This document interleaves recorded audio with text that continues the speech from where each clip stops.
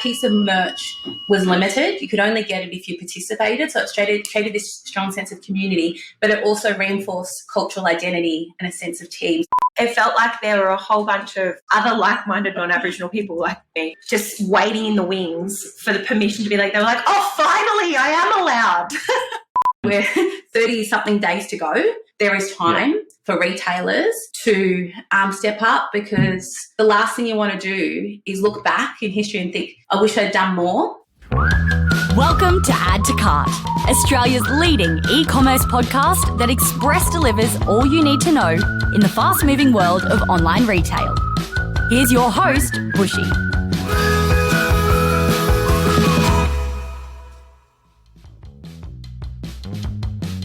Today, as always, I'm coming to you from my podcast studio here on Turrbal Country. It's a land that Australia's Indigenous people have been sharing stories on for over 60,000 years. Now, as someone who shares stories for a living, not quite as well as the Indigenous people, I am in awe and respect for the world's oldest living culture. We are so lucky to share this land with them. Currently, I am thinking especially of today's Indigenous communities who may be impacted by an important but potentially divisive time in our nation's history. That's an acknowledgement or honouring that is new for Add to Cart. It's one that I've been thinking about for a while now, and it is today's conversation that really challenged me and helped me frame it in a way that is genuine and authentic for me. Today, I am lucky enough to be joined by Clothing the Gap's co-founders, Laura Thompson and Sarah Sheridan. Started as a COVID hustle when Laura and Sarah were in health promotion, Clothing the Gaps is now Australia's leading Indigenous fashion brand and arguably Australia's foremost brand when it comes to leading real social change for Indigenous communities. From their Free the Flag campaign, which ended up freeing the flag, to this year's Voice referendum, Clothing the Gaps are an inspirational team who won't stop or apologise for standing up for issues that really matter to Indigenous Australians. We cover so much in this chat, from the amazing engagement metrics that they generate. We're talking almost 50% customer return rate. We'd all like a bit of that. To their battle with the American clothing giant Gap, and to the complexities around the voice for their mob. While we always aim for a diverse range of guests on Add to Cart, over the next 4 weeks, we've put the spotlight on Indigenous leaders and changemakers. We've got an important referendum coming up on the 14th of October, and we wanted to make sure that Indigenous voices within the e-commerce community are heard. So, thanks to our partners Shopify Plus and Packleo, here's our conversation with Laura Thompson and Sarah Sheridan, co-founders of Clothing the Gaps. Laura, Sarah, welcome to Add to Cart. Thanks for having us. Great to have you here. Sarah, well done on making it to the recording. I understand that you kind of just jumped out of bed and got an Uber just in time to get here. Yeah, it's about 4 o'clock in the morning for me. I've just I flew back in from Sri Lanka last night after spending some time with a trade delegation of other really lovely, fabulous, incredible Aboriginal businesses exploring different opportunities in Sri Lanka. But nowhere else I'd rather be first up, eh? Amazing. Nothing like doing a podcast with a bit of jet lag and in a different time zone. Well done. It'll be fine. It'll be fine. All right, let's get into it. Laura, I want to start with talking about how Clothing the Gaps came about. And obviously it wasn't called Clothing the Gaps back then when you started. How did it come about? What was the inspiration behind the idea? Yeah, well, we started, Sarah and I actually worked together at the Victorian Aboriginal Health Service in health promotion. Like, we're actually health promotion professionals. What is? Yeah, health promotion. So getting people to drink more water, eat more fruits and veggies, get moving, those sorts of things. So health promotion can be anything from ensuring that there's all abilities access. So something like a ramp is actually health promotion, a sign that says no smoking here, health promotion, 40 Ks in a school zone, kind of like it all sort of those things that create the environments that we want to see kind of fall under that big health promotion banner. Okay. And we did that together for a really long time. We loved it, like creating environments that make the healthy choice the easy choice. Yep. And we're really good at it. And it always reminds me, we've got some boxes at Clothing the Gaps now and they're full of costumes. And people go, why do you have so many costumes? Like health promotion, engaging. Like I was a carrot a lot, clown. Yeah. We were like, we had different characters we dress up as. Yeah, absolutely.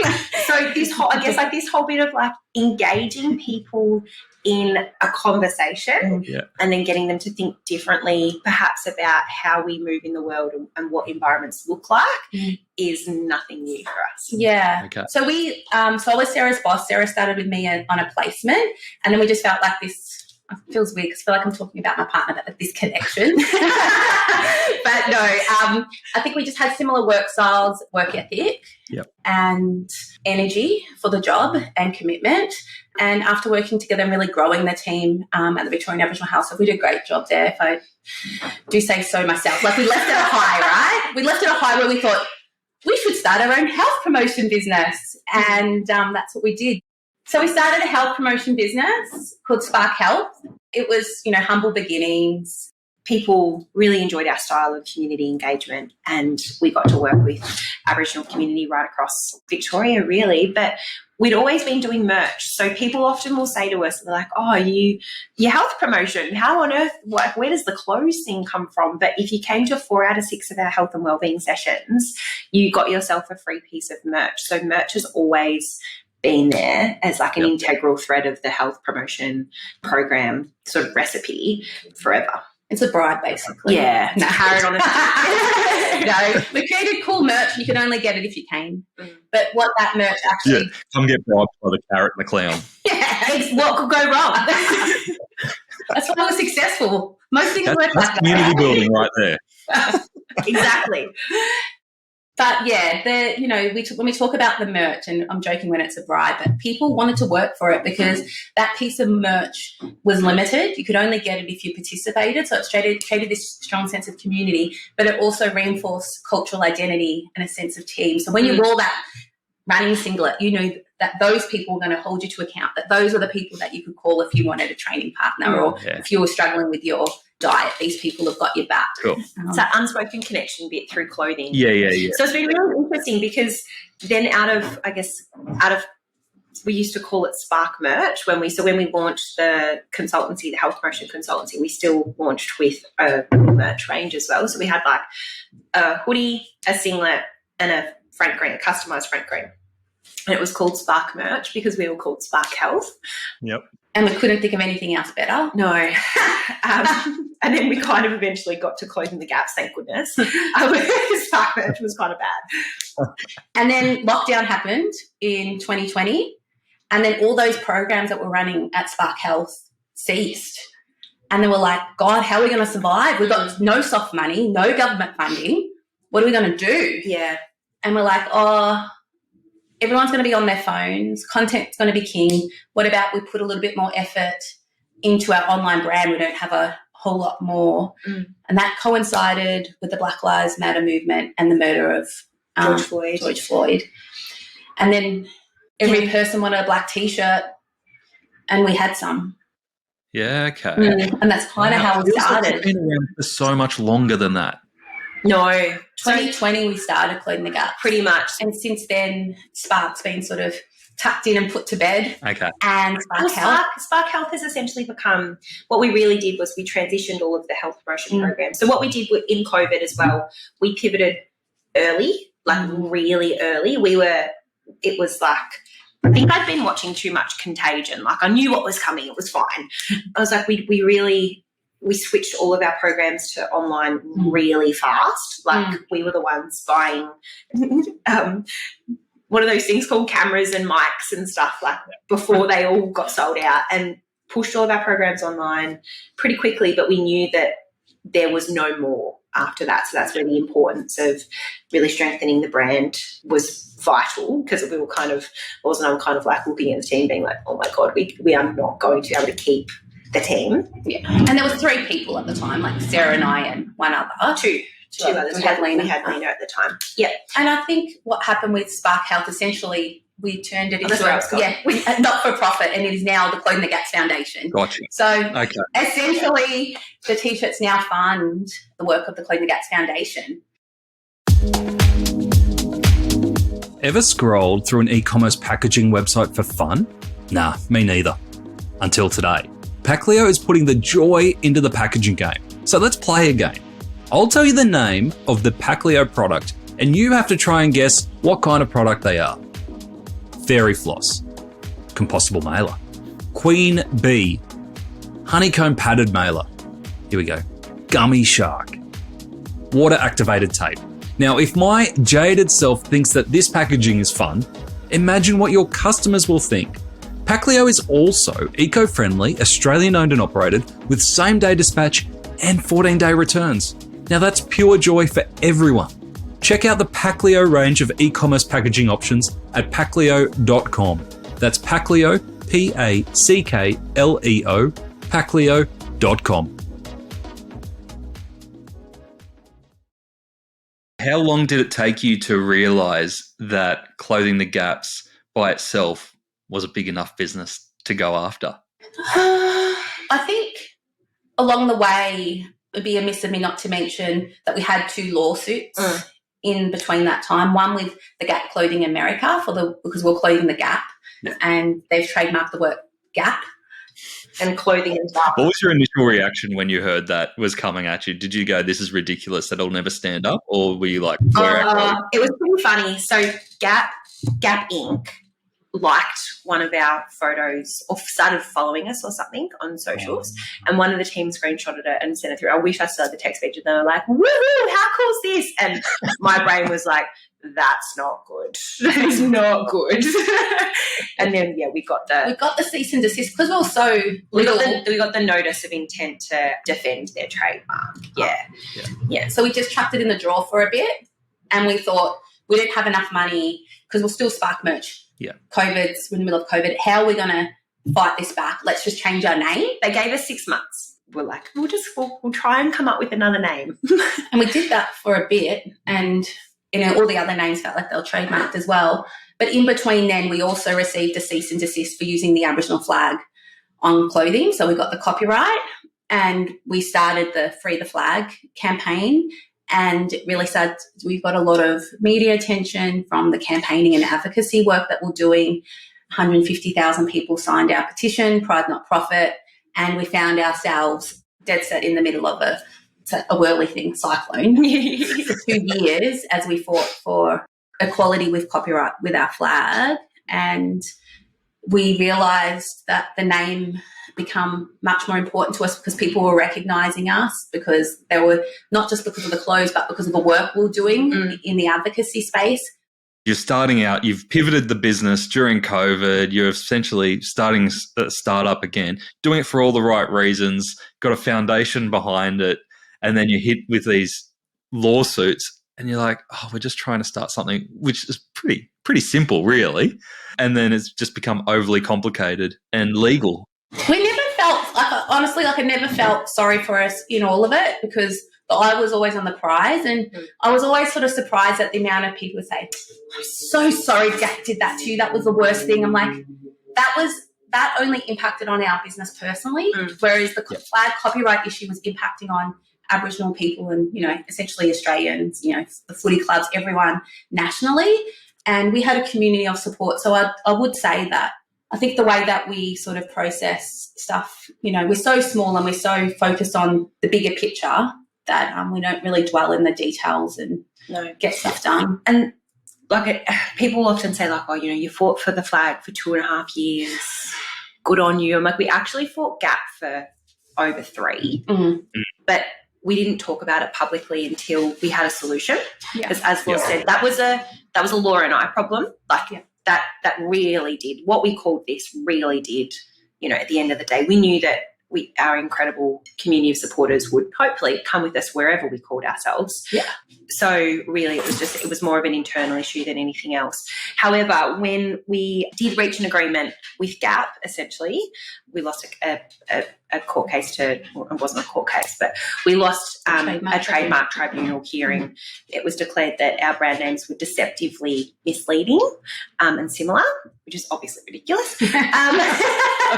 At this point, Gap they'd closed all of their stores in Australia as well. Anyway, it was really interesting. And then when we went public with it, I think if I really hope that it reinforced for people the why behind what we did, and we didn't want to talk about. They were like, "Why didn't you tell us this was happening?" We're like, we did not ever want the Gap issue situation to detract from the conversation about the flag. We know that people have only got a certain amount of attention for things if they were going to action anything, we didn't want them to write a nasty letter to Gap. We're big enough and mean enough and ugly enough to look after ourselves. We wanted them to focus on the flag. Yeah. And then our outcome that we were able to negotiate was to add the S, so we're including the gaps. Yep. And obviously there was conditions around what that looks like going forward. But for us, we knew it was similar enough to, we're happy with that negotiation. Yeah. But I guess what we really learnt within both of those pieces was the power of fashion to create change as well. So I guess before the Free the Flag campaign was when we sort of thought that, the T-shirts were just the vehicle to get to the bucket of support, aka profit, to then be able to run the foundation. Whereas within those campaigns and those moments, we really learned the power of the T-shirt itself to do the impactful work, and then the foundation gets to add to that in the work that it does as well. So every single person who bought a T-shirt, so this is the power of ecom, right? Like when we're talking about add to cart, ecom. I have to remind myself, I'm like, what are we talking about again? We'll come back to that ecommerce stuff soon. Don't worry about that.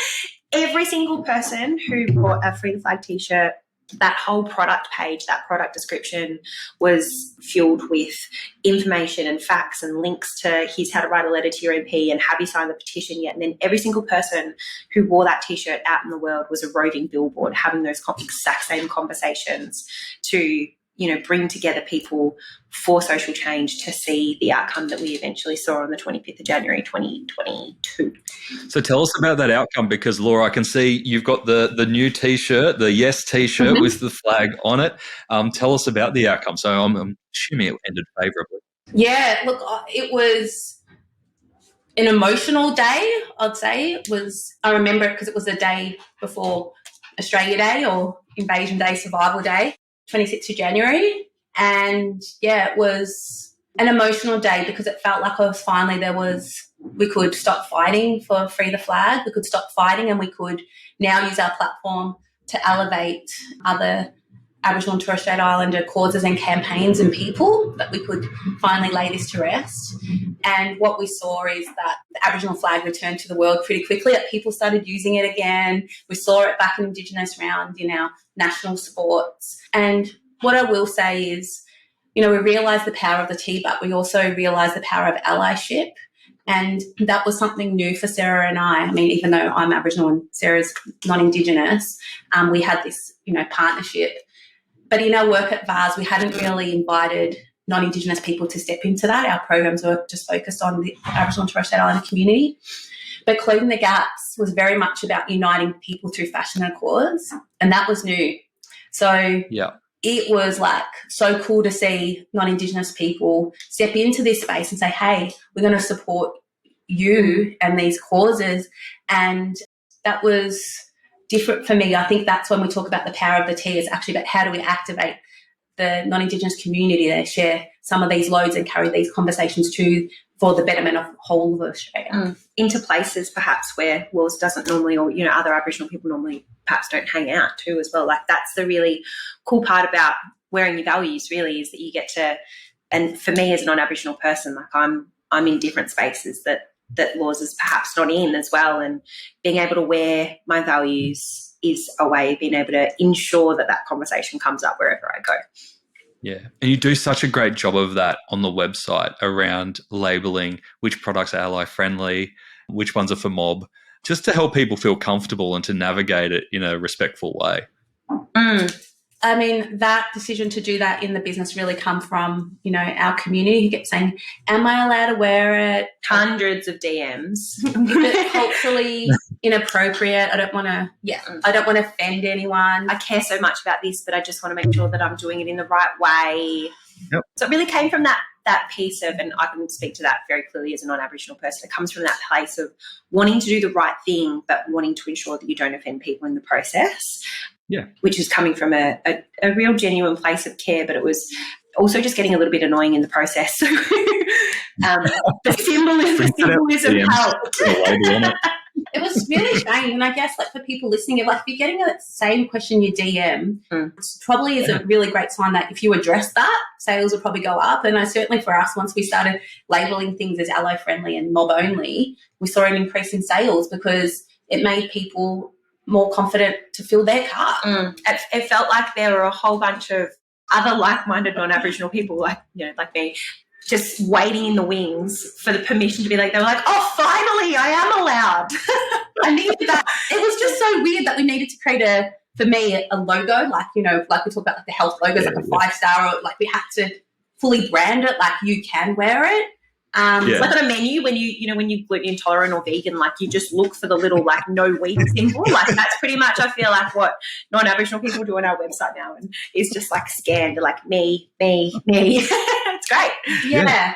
We made it easier. But I think that's important because, what you've created is a brand and a label that is, and you said it yourself when we had our conversation, always with the mob at heart first. That's where you're coming from, and I think that's really good, and it's really important that mob have something for them. Like, you know what I mean? That it is special and that it is a community, but still, if you want to be involved, there is a way to be involved, but it is still for mob. And you talking about your backgrounds in health engagement really puts the pieces together for me around how you've been able to bring this community together so well and get them engaged in a passionate way. One of the things you were talking about, though, was from an e-commerce perspective, some of the metrics that you were talking about in terms of engagement, purely from an e-commerce perspective, open rates, click-throughs, etc., were phenomenal. Not coming from an e-commerce background, tell me, how did you go about getting some of those metrics? Well, I guess we didn't go out. Laws and I absolutely do not wake up in the morning and be like, do you know what I want to do today? I want to get an open rate of 22%. Like, what's that? Is that good? Oh, you're not living. You're not living if you're not waking up with click-through rates on your mind. It's like written on my bathroom mirror. Yeah, that's right.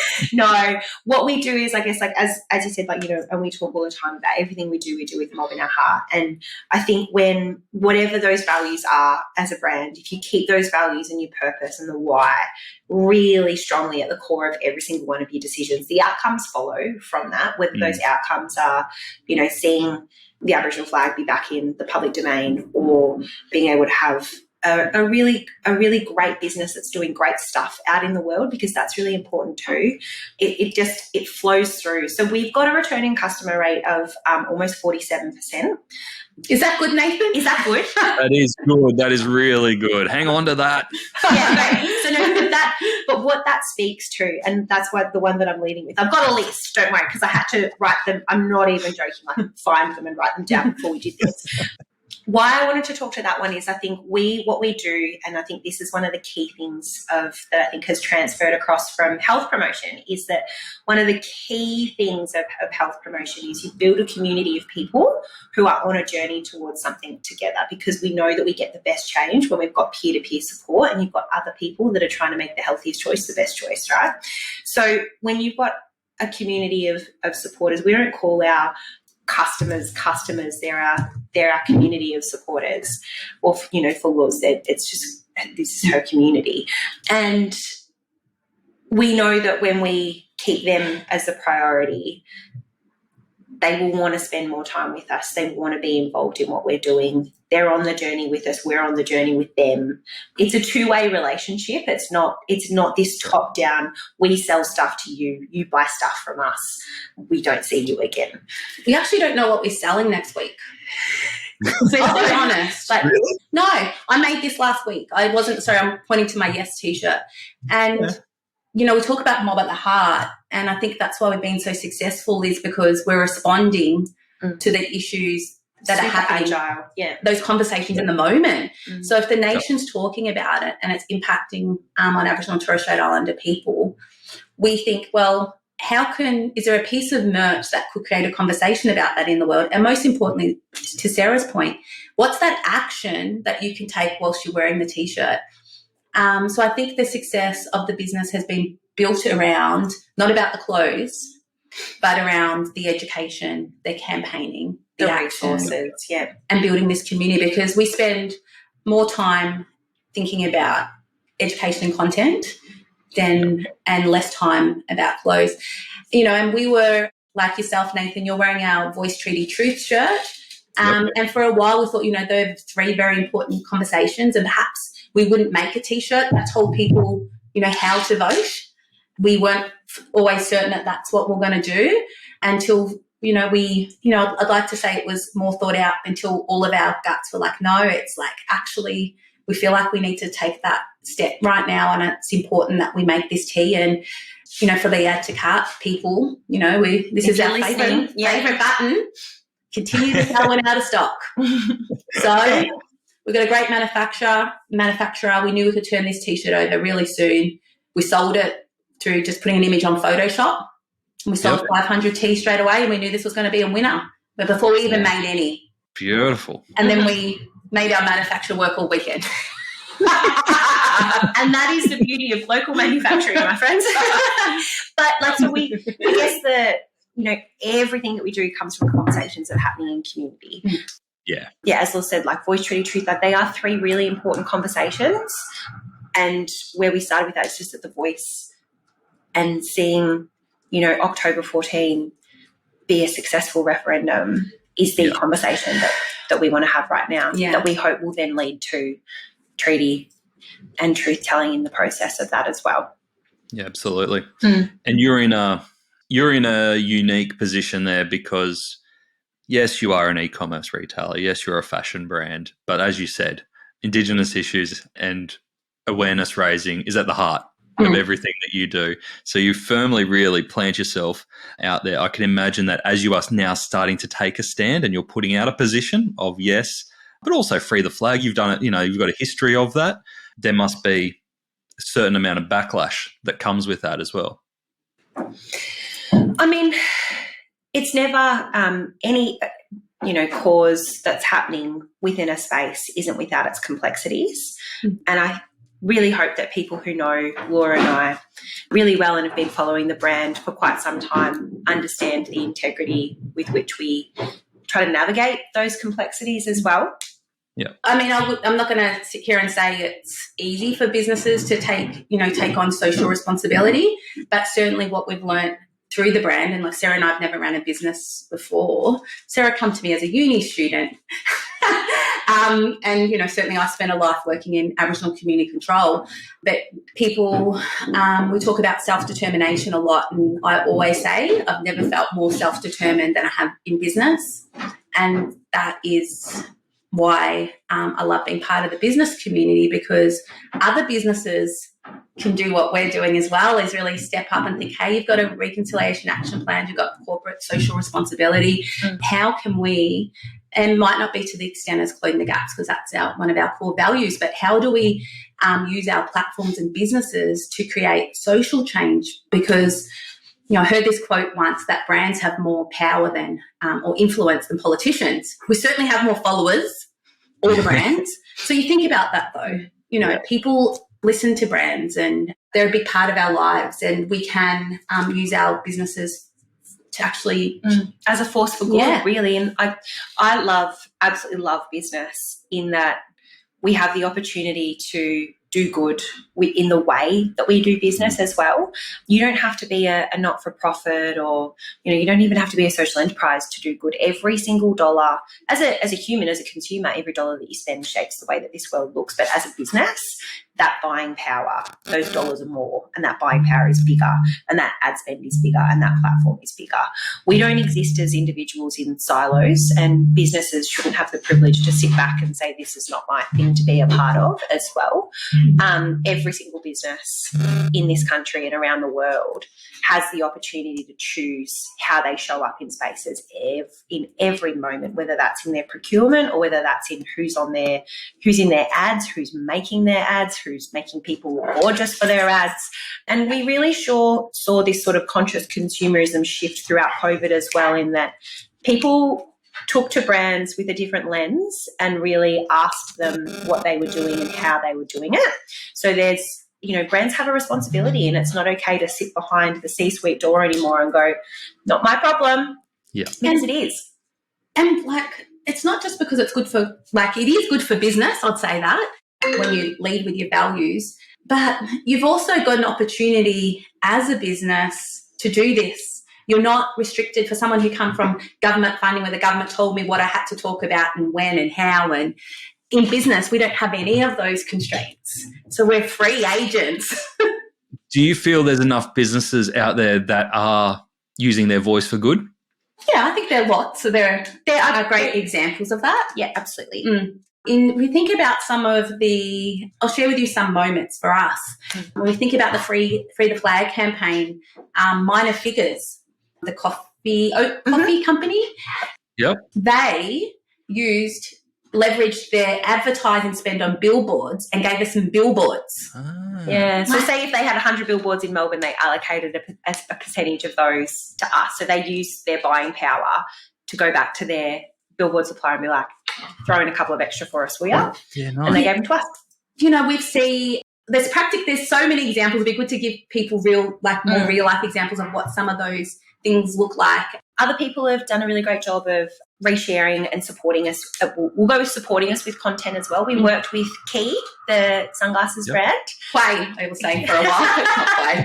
Not play. And they were really incredible. A couple of years ago, for a Jan 26 campaign, they came to us and literally said, they were like, we want to do something about this. We feel like you guys are already doing it. We just want to do what you're doing and help you do it bigger and better. And they essentially gifted us a videographer and like a production team for the day. And together we made this really great campaign about Jan 26. Never once was that about product. It wasn't about what can you do for us. It wasn't, can you put this, now that we've done this for you, can you put this slip of get 15% off your Key sunglasses in all of your orders? Nothing about that. We just partnered together on content, incredible content that made a huge difference, that lightened the load for us. We're tiny. We don't have, at that point we didn't have videographers and full-scale production teams. That was amazing. The thing I love about that partnership with Key was that they just didn't make it for us. They shared it on their platform too. And they had, I don't know how many followers, but a lot more than us. And they were reaching international audiences. And made it super normal for non-Aboriginal brands and non-Aboriginal people to be talking about Jan 26 as well. Like this was nearly 3 years ago now. Like this was before it was a bit more normalised for people to be talking about we don't really do the Australia Day thing. Like they were really early. Yeah, they were. They were really early in that. Yeah. And it's not just about people sharing content and working with Closing the Gaps. Like, if we talk about the referendum for a First Nations voice to Parliament, what we've seen in the retailer space is a lot of businesses doing a lot of internal education with staff, which is super important. Big organisations with tens of thousands of employees using the workplace as an opportunity to educate people is really important. People say that workplaces are one of the biggest sources of information for how they make their decisions about things in the world as well. So not only as a business do you have an outward opportunity, you have an inward opportunity as well. So you have an engaged pool of people that, when you think about your open rate or your click-through rate, you would hope it'd be pretty high for your internal staff team, right? So maybe start using those as well. That's great. And for us, I always push for the visibility piece. But, the more I talk to other businesses, I realise their apprehension of, specifically talking about Aboriginal and Torres Strait Islander issues on their platforms. Should they and do they know enough to do it? And certainly I think people can navigate both. At this stage right now, we've seen, there's probably others, but I've seen Sports Girl make a public statement on their Instagram. I've seen Country Road do the same. We saw Qantas do a yes plan. We've seen other people take visible public stances and share them publicly. And that show of support, especially when we're visibly campaigning, It just helps lighten the load a little bit and feel like we're not alone in this, but also shout out, these are some huge retailers in the country, but shout out to, the small businesses or the SMEs that are doing this work fearlessly as well, that haven't hesitated in the slightest. Like they're the ones that are, when you walk down your high street shopping strip and, they're the businesses that have got their we're voting yes, and they've got the pamphlets on the counter. You do not have to be a conglomerate to have influence in this space. Every single person has a circle of influence. And, there's a really incredible stat from Yes23 that if everybody who's a diehard yes spoke to 2 people that were unsure about how they're going to vote or what they're going to write in that ballot box on October the 14th, we could see a yes referendum. So when you break it down to the circle of influence that people have,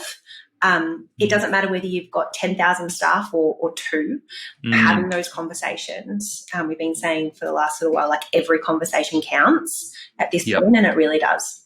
One of the things, though, that I have noticed, and I think other people will too, is thinking about your business, specifically retailers, thinking about what you did during the Black Lives Matter movement. Did you post a black square? Think about it. Did you post about NAIDOC Week? Do you have a reconciliation action plan? Did you support marriage equality? If it's yes to all of those things or to some of those, and, someone described it beautifully, and I really love this. There is a lack of colour and movement in the retail space for a voice to parliament right now. We think about you going to your local shopping centre and you think about what it looked like with rainbows and that visible support. There is not that there. And I don't want to be disappointed about it because it's not too late. We're 30, I don't want to know, we're like 30-something days to go. There is time for retailers to step up, because the last thing you want to do is look back in history and think, I wish I'd done more.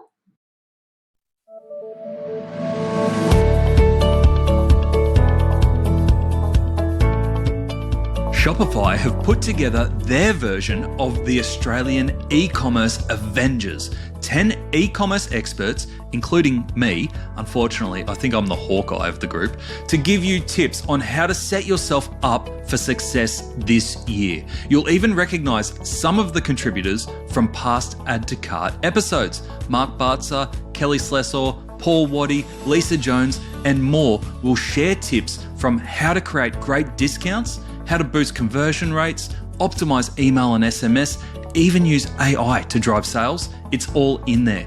I share how to set up your team for success. I can guarantee you will take at least 2 to 3 tips that you can use to optimize your sales this peak season. So put on your spandex and join the e-commerce Avengers with Shopify's free peak season playbook. Download it at shopify.com/plus/guides/peak sales season 2023, or just follow the links in the episode show notes from the device you're on.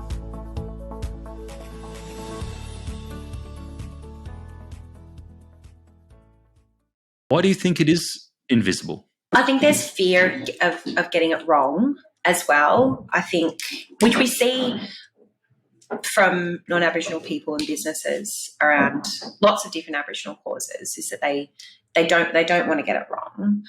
And I think too, perhaps some of the media's portrayal of the complexities of the conversation hasn't helped either. Yeah. I would say that the nation's divided on this issue, and that racism is heavy in this country right now. And for some of the retailers, and this is public, like Big W, for example, and Wesfarmers has come out and supported the Voice Parliament and funded it. And they had some in-store promotion and they've removed it in fear of like the impact on the psychological safety of staff. So we've seen people play in the space a little bit and then retract. And I think for people who are actively campaigning for a yes, it's how do we not pull it, but what are those other strategies that we can put in to support conversations in those spaces that reduce the load on staff, and sort of recognising that a huge amount of privilege comes with those organisations to actually be able to say, it's too hard, we're not going to do it.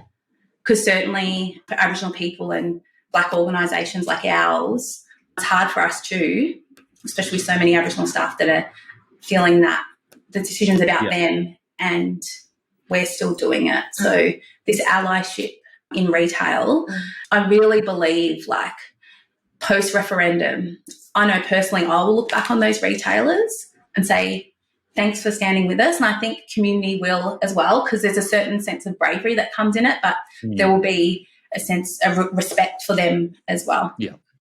I was really interested by the term that you used before around complexity of going out with a message of yes from yourselves. And in our initial conversation, I was expecting to get on, and I was like, oh, of course, you'll be supporting yes. And you're like, well, actually, it's not that straightforward for us. Can you tell us more around the complexities behind you taking a position like yes?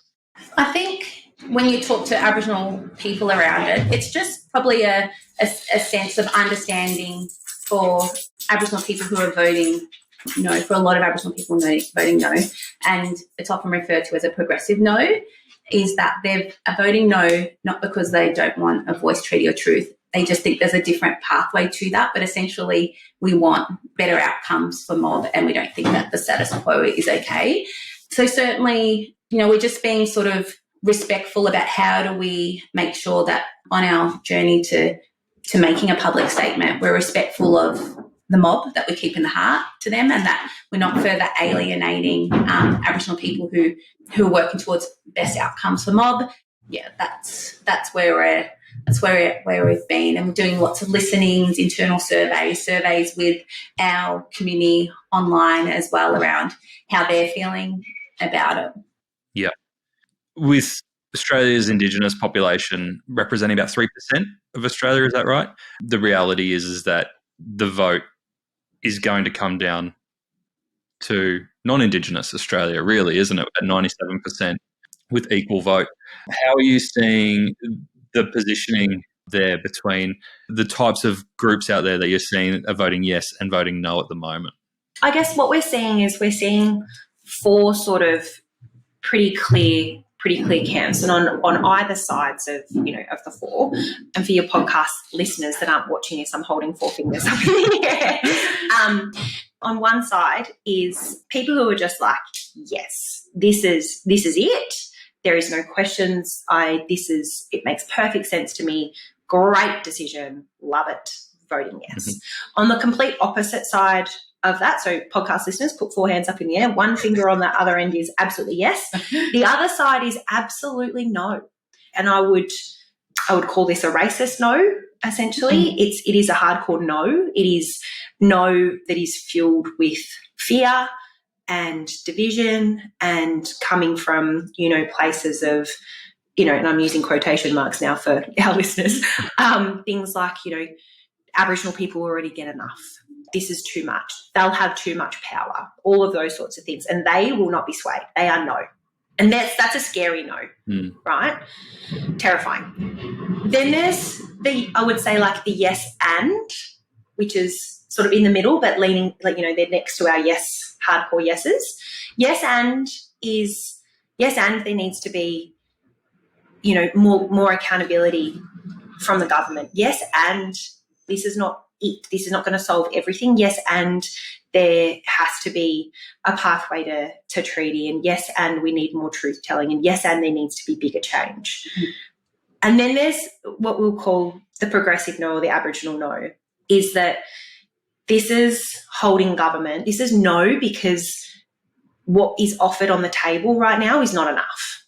Do you want to talk to this progressive no? Yeah. You can talk to this better than me. I mean, it's we deserve more than crumbs. Yeah. We deserve more than to give advice. Mm-hmm. We don't want to be part of your racist colonial constitution. It will, impact on our sovereignty in this country. And we've heard people talking about like we don't need a reckoning in this country. We don't need reconciliation. Reconciliation's done. We want a reckoning. This kind of. And these are often the same people who have been challenging and fighting for justice, First Nation justice in this country their whole lives. They don't necessarily trust the government, and they don't believe that the voice will deliver, and that perhaps it's a distraction from the real issues that are going on and continue to go on, for example, like black deaths in custody. And if you really wanted to listen to Aboriginal people, I know all the debates, then just listen to any of the Royal Commission's recommendations. Do that first, So I fully get that. Yeah. Personally, right now, what we've got is, a once-in-a-generation chance to sort of be able to have something. And it's, I was listening to one of the senators, Jana Stewart. She said, look, if we wake up the day after the referendum with a yes, we'll wake up with more than what we had before. I see it as a small step. It's certainly not the answer. I guess you would say I'm a yes and. And I guess I'm also a pragmatist at heart, and I like to think that I like to work towards the steps to make things better, and I see this as one small step for the future. Yeah. And I think in this yes and takes into consideration all of those concerns of this progressive or Aboriginal no, in that this, blindly running towards yes, yep, go for it, yep. They're like, yep, no, get it, yep. But this yes and is like, yeah, hear you, absolutely. And this yes and I think is a really powerful place to be sitting in as well, because we do have to hold government to account. That is so important. The role of, when we think about politics, like the role of an opposition party is so important because they push for the government of the day to be better, because they ask those questions. They don't just let them do whatever they want. They ask those questions. So opposition, when we think about it, from a broader perspective, is actually so important. I just really hope that when we vote for yes, we're not voting yes to government, we're voting yes to trusting mob in this process, that they know that those concerns of the progressive no are genuine and real and must be taken into consideration in this process. It's just really, I think, scary to sort of look at the polls right now and see the latest poll, the only state that's, above 50% is Tasmania. And one would have thought that... Which is hilarious because they're the only Liberal state in the country right now. It's a mistake. No. Good old bless Tassie, they're so progressive. Let's assume the polls are out. But I guess it's really, the really, just back to this, four camps bit, the really challenging part about that, going into that ballot box on that day, it's not yes and please write an essay, or no and please write an essay. It's just yes and no. And, so often really complex issues get brought back down to this binary option of just yes and no. And I think that's the complexity of this referendum. Yeah. What do you think the impact will be on the Indigenous community if it does come back as no? People have sort of said either way, whatever happens, there's going to be a lot of people hurting. Yep. I would agree. I'm not going to be having a yes cupcake. If, I'll be thinking about, there's the progressive no who, it's just, I hope it gets up, but I think it will be disappointing because, we spoke about the progressive no, but it's such a small minority of people, then it's not them that's actually, their numbers don't make up anything in swaying the no vote. Essentially, it will mean that Australians don't want to listen to Aboriginal people on issues that are impacting on them, and they don't want to see us recognised in the Constitution. That's what that will mean. And, we talk about it being a very modest ask. It is. So for Australians to vote no to that, I think it would be shameful. I think we will look back on this moment. If it's a no, I think we'll look back. History will look back on this moment and really question what the heck was going on in the country at the time. And they'll be right, because I think one thing that this referendum has really uncovered is there's a lot of work to do in this country. And that's exactly why we do what we do. I'm going to cry at that, mostly because I'm really tired. But I think something that this referendum really has brought to life very, very quickly in this country. And and for Aboriginal people, I will never speak to that experience, but I'm sure this is not a unfortunately foreign experience, but Australia is a really racist country. And that's the centre, that is a statement that for so many white Australians, they are very uncomfortable to hear.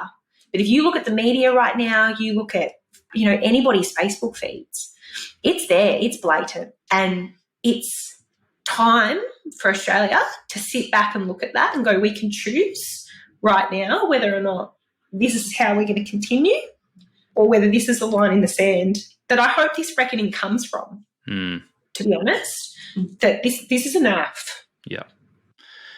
It's a huge moment for Australia. And I think, what you said there around, it's not so much about the Constitution and, this isn't the moment that we've ticked the boxes and, hey, we're all together. It is a symbol of how open we are to proper reconciliation. So, yeah, I hear you, and I think it's really important that people use their vote well. Nathan, do you mind if I ask you a question? Yes. You are wearing the Voice Treaty Truth t-shirt. Have you worn that out in the world, and has it sparked any conversations? To be honest with you, I haven't, because I ordered it just before our chat. I love it. Maybe I will.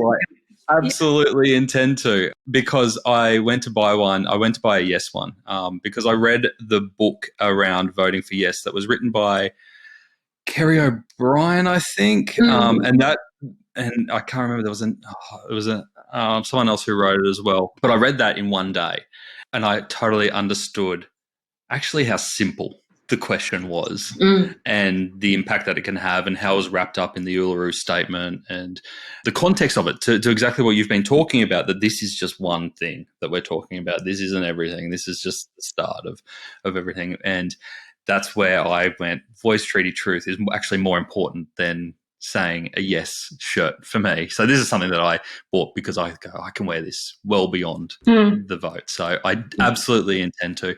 And I got inspired because at my gym, there's actually someone who has started wearing a Yes shirt to the gym every day without fail. It's not a gym shirt. And I'm like, yes, that's what we've got to be doing. So yeah, absolutely my intention. But it only arrived, what was it? What are we recording now? Tuesday. Arrived on Friday. Good delivery, though. That's good.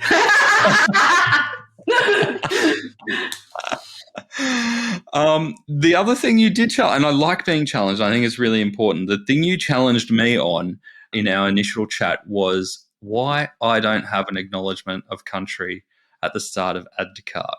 So I am totally open to it. And I think if I'm honest, there's that sense of not wanting to be a tokenistic ritual or something that you record once and then go, yep, Gil, my producer, just put this at the start of every episode to make it look like we're doing something. And then there's also the thing of, where does it go? Is it just for physical events? Does it belong on a podcast? Will listeners go, you know what I mean? Where does it fit? So I'd love to understand more from you around acknowledgements to country, why they are so important, firstly, and how to do acknowledgements that are meaningful and relevant, whether you're an ally or whether you're mob. I might let Cez take chat to this, but I might just start by saying, Nathan, thank you. Thanks for being open to having this conversation and to exploring it and to sort of doing that internal reflection yourself about what it looks like for your podcast.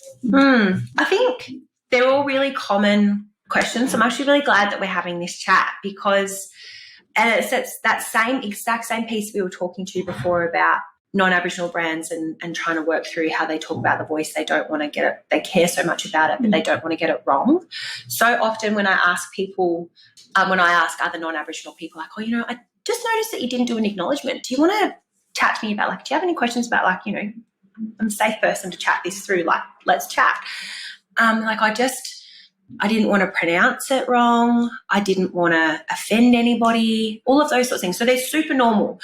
And I've been there too. I've absolutely been there. When I first did an acknowledgement, I was like, I have got no idea and I really don't want to stuff this up, because it comes from a genuine place of care. But I think one of the things that I have found really, really helpful in this whole navigating the acknowledgement of country pieces is that shifting the word acknowledgement to honouring has been a huge change, I think, in the way that I think about an acknowledgement of country. When you acknowledge something, it's got that, even the way that you say acknowledge, it's kind of a bit like, ooh. When you say honour, you actually have to smile when you say it. Yeah. And it's this heart shift, I think, of when you really think about what it means to honour something. And it is an honour to live on unceded sovereign Wurundjeri land where Laura and I are coming to you from right now. I think about living on Wurundjeri country every day, and that's a privilege, and I want to honour that and Wurundjeri elders. And I can't encourage people enough to shift away from, I would like to acknowledge the traditional owners of the people that we're you don't need to say that. And honouring of country could be as simple as, you know, we get to have these conversations with you on unceded sovereign Wurundjeri land, and, you know, it's a pleasure to get to do the work that we do, and we're grateful for Wurundjeri elders that share their knowledge and stories with us so that we can, you know, we can have that connection to this land through them as well. And it doesn't have to, like, and it could be, you know, I went for whereabouts are you again, Nathan? Whose country are you on? And Turrbal people. Turrbal people. So it could be this morning, you know, I was running on Turrbal country and I was just thinking about this podcast today. And, you know, I was, you know, and watching, you know, the sun come up over the river, and I was thinking about how Turrbal people have watched that sunrise for tens of thousands of years before me. Yeah. Hey, Laura and Sarah, where are you tuning in from? Yeah. Like, it doesn't have to feel stiff. It can be like, it should just be weaved into a natural opening of thinking about who we are, because it's applying that decolonisation lens of, we were not, you know, for me as a white settler on this land, I was not here first. There's a deep, beautiful, rich history that we can speak life into in so many different moments throughout our days, and an acknowledgement of country is one way to do that, but just shifting away from the stiffness so that it doesn't feel tokenistic, so that it feels like a part of your, you know, your reflective practice in the morning or when you're opening up a chat, like, rather than saying like, oh, you know, where's your favourite coffee shop? I'm like, oh, it's amazing. It's on Wurundjeri country. It's just down the road. Like, how do you, like, do you know what I mean? Yeah. I love that. I love that shift from the acknowledgement to honour, because I feel we've kind of got to that point with acknowledgement where before it was unusual, but now you kind of see it everywhere, which is good. But now, because there is such a templated version of it out there, that it can become wallpaper if no thought or heart has gone into it as well. So I love that version of going to an honour. What do you honour about the people that have come before you and what you are doing today? And I think Cez is right. Like, for today, Nathan, you could have started with honouring the country that you're on and honouring Aboriginal people in the middle of this national debate, and thinking about them, like, how is it relevant? How might this honouring country be relevant to what's happening in politics, what's happening in the community around you? It's NAIDOC week, celebrating, you know, whatever it is. Like, I think moving away from that, giving an opportunity to think about how it connects to your day, or an opportunity to reflect at that time, is important. Certainly for me, even starting this podcast, not having that acknowledgement at the front, I personally, I'd say, felt it. Yep. For me, it really, as an Aboriginal person, sets the tone of creating that safe space to sort of step into, to delve deeper into the issues, because we started on, I'd say, common ground, that we've got this respect for First Nations people and acknowledgement that we're here first, and then being able to lean into that then feels like we've created a safer space. So I would say, as an Aboriginal person, it's noticeable if it's not there. Not to say that you want it to be tokenistic, but it feels like a missing, and it does allow you to lean into that person a little bit more, knowing that, you know, they've at least taken the time to know whose country that they're on, and all those things. So that makes building a relationship, you've got a nice starting point, I guess. Yeah.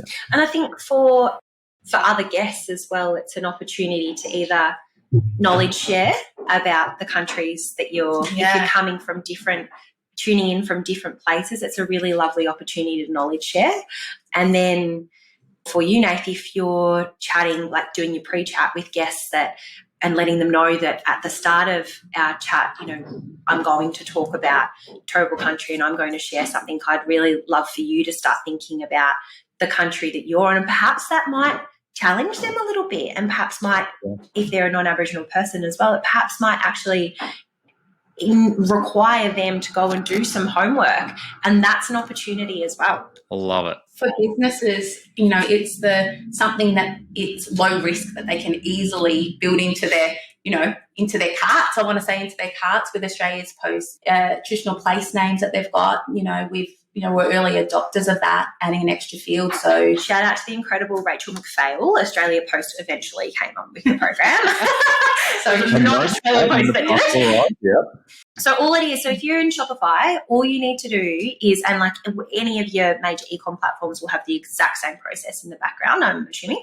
All you need to do is you just need to jump into your language settings and just change company name to traditional place name. And that will enable people when they're filling out their address to say, like, so it'd be, for us, it'd be, send it to Clothing the Gaps. We're at 744 Sydney Road, Brunswick, Wurundjeri country. And then you can put in the rest. So being able to just layer those decolonised moments into every single day and to make it really normal to centre language and truth-telling, essentially, in so many different ways is so exciting. Yeah, it is. Do you have hope that, say, even one generation's time, that Australians will be more connected to the traditional names and backgrounds of the land that they're on? A lot of people at the moment are still learning what land they're on, but do you think that will be natural in one generation, 2 generations? Hope so. Yeah, I really hope so. Look, there's more and more of it happening in kindergartens, in school. Qantas changed their flight paths to the traditional name, and lots of people miss their planes. But there's more and more companies too that are willing to step in and try and at least use English name and a traditional place name, so we start to build that education. So for me, those shifts, they're your baseline, and for businesses you can definitely start there and build. Sarah, Laura, we've run out of time. I love this chat, and thank you for everything that you've shared. You've been incredibly open, honest, and I know you've got a lot going on at the moment, so I appreciate your time. Tell me, what's coming up next? What's your focus for the next 12 months for Clothing the Gaps? I just wanted to say, because we never talk about it, that we're a B Corp and a social enterprise, and we actually do really good business. But we talk so much about the issues. I guess our focus is, it's hard to think for us post-referendum, but that's only 30 days away. I think that continuing, to knuckle down internally, I think for us, and we've still grown quickly. I think we've grown enormously over the last couple of years. So I feel like, I guess, as well for your listeners. So Laura's our CEO, and obviously we're both co-founders, but Laura's our CEO. But I would say your role is really around brand and cultural and creative direction, really. And then I look after sort of more of the operational side of stuff that happens in the back end, for 2 reasons. One is because if I was left to design the T-shirts, we wouldn't have a brand. But also because, as being an Aboriginal social enterprise and B Corp, it is actually really important that Laura's leading all of what that looks and feels like. And then for me, I look after, as I said, the operational behind the scenes sort of stuff. So for the last 12 months, we've been working really hard at scaffolding some very quick growth and ensuring that our processes and governance and structure really hold that. As Laura said, we're a B Corp. We certified with an incredibly high score. We're in the top 5% of B Corps in the community category around the world, not just in Australia. Well done. Yeah, we're in the top 10 B Corps from a score perspective in Australia. So, wow. I'm pretty proud of that. And I guess for the next 12 months, we do everything that we do, and we've spoken about a lot, we do with more in our heart, but our core values are to elevate, educate, advocate and motivate. And I don't see any of that changing at all. We've got work we need to do around education campaigns around No Room for Racism. We want to see our platforms, our social media platforms, safe for mob. That's important for us. So it's about finding space to actually create good content that, hopefully we can share with businesses as well, so they can make sure that that's something we're passionate, their platforms are safe for Aboriginal people and for Australian people to visit. And all platforms should be. If you're a business, I think this is probably the last thought that I want to leave businesses with right now. If you are a business and if you have social media, it is your responsibility to moderate the comments. It is not your supporters' responsibility to go in there and fight for you or fight for what's right in your comments. You post it, it's yours. You leave it there, it becomes your opinion. Racism is not free speech. Racism is actually hate speech, and hate speech is a violation of human rights law. It is illegal. If you have racism living on your platform, you need to block and delete those people, and you need to make sure that you're setting the standard of what you want to see happen in your socials. It is not good enough. You have a duty of care, and you must do it. So when we see people like Stan Grant leave, mainstream media because they're done with the social media environment that is horrific at the moment, and in the lead up to the referendum is only getting worse, it is so important that if you moderate a social media channel, you must be doing it fiercely and consistently. Finally, I would say there's power in that. There's power and control in that. So if you're a business and you want to post about something in support of, the Yes campaign and a voice, do it. Turn your comments off. Yeah, and if you're not sure how the people that follow you are going to do that, just turn the comments off. It's really interesting. Country Road, I've heard one of the directors twice say, Al there, said if you don't want to shop with Country Road because we're supporting a yes vote, then you're not the customer we want to have. Yeah, beautiful. And like you said, we've got one chance at this to be on the right side of history. All right. If people want to learn more, maybe even get in touch, maybe even go out and buy a Yes T-shirt to show their support, what's the best way for them to go about it? They can even get a pin, start with a pin, and give us a follow. Just buy a T-shirt. Yeah. Or follow us. And that's because we want more followers. We're just pumping out great content at the moment, I will say it. We've been spending all our time doing content, and we've got great information, and that you can sort of we spend a lot of time that we've curated for an audience that we think will move hearts and minds. Learn more, come on the journey, follow us at Clothing the Gaps, and then you can find us at clothingthegaps.com.au. Beautiful. Or visit us in Brunswick. Come see us in Brunswick or Wurundjeri country. There we go. Laura, Sarah, thank you so much for your time today. I've loved our chat, and good luck for the coming weeks, and I've got no doubt your mission's only get bigger and stronger from here. Thanks, Nathan. Pleasure. I'm so incredibly grateful to both Laura and Sarah for joining me for that conversation. When I was discussing the potential of doing this episode with them, we had a really lengthy chat. We'd booked it in for half an hour. We ended up talking for an hour and a half. I went in with a lot of preconceptions that were overturned or challenged, and I'll always be grateful to both Sarah and Laura for taking the time to share their viewpoint. It's not their responsibility. After all, they're running a business in a difficult economy. That's enough burden. They're being extremely generous and vulnerable in doing so. Here are 3 of the many lessons that I took from our conversation. Number 1, fix it, don't DM it. When Sarah and Laura kept getting asked the same question as to which piece of clothing allied supporters could wear, they bit the bullet and labelled them on the site. Not only did it reduce the customer service time, it actually immediately increased sales. Maybe it's time to look in your inbox for sales ideas. Number 2, deliver to traditional lands. I didn't realise that it was so simple to be able to change delivery addresses to traditional place names. Australia Post are on board, and most e-commerce platforms such as Shopify will allow you to do it with a simple change in language settings. If you want to show your support every day, this is a very visible and meaningful way to do it. And number 3, brands have powerful voices. While we individually get one vote, brands have a much larger influence. Sarah and Laura gave the example of minor figures, Key, Sportsgirl, Country Road and Qantas using their voice for good. It doesn't even need to be a hardline position. It can be purely used to spread truthful information to help customers, teams and communities make informed choices. If your brand is an advocate for Indigenous communities, there's never been a more important time to get vocal than right now. To get the highlights of today's episode, head on over to addtocart.com.au and sign up for our free newsletter. Each Tuesday, we will send Monday's episode summary, links, and discount codes for you to go next level on.